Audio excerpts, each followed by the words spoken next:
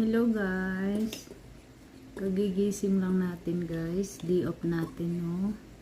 Ayan, kanina nakapagluto ako ng pansit. Ayan, ito ang snack ko. Snack na kasama na dinner ba. Tapos tinapay, may dalawa pang pirasong tinapay dito. Tapos syempre yung kape natin no. Napakatapang na kape. Kasing tapang ng ano. Diba? Kusog tayo guys. Oh, may ano pa ako dito. Oh, palaman. Pero konti lang yung ilagay natin sa ano natin, tinapay. Kay bawal sa atin yan ba? Baka masobrahan tayo. So, busog na naman ang tiyan natin.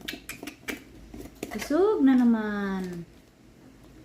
Busog. Let's eat na guys. Isang pahid-pahid lang. Pahid-pahid. Punas-punas pala. Diba? Ganyan talaga pag Bisaya, guys. Ay halo-halo, halo-halo na nasalita. So, let's eat, guys. Tara, kain tayo. Samahan niyo po ako. Pansit. Oh, diba?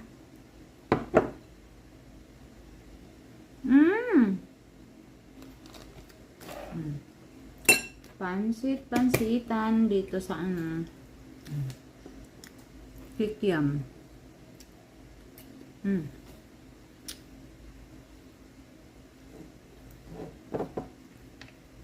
Mukbang tayo pansit.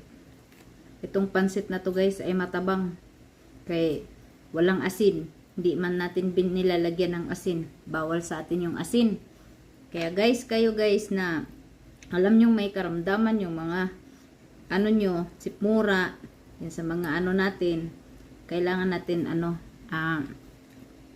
iwas sa asin lalo na sa may ano tayo sa kidney.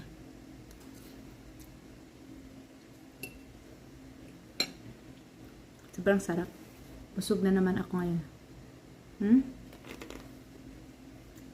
Kape natin mainit pa. Anong kape? Tapang na tapang.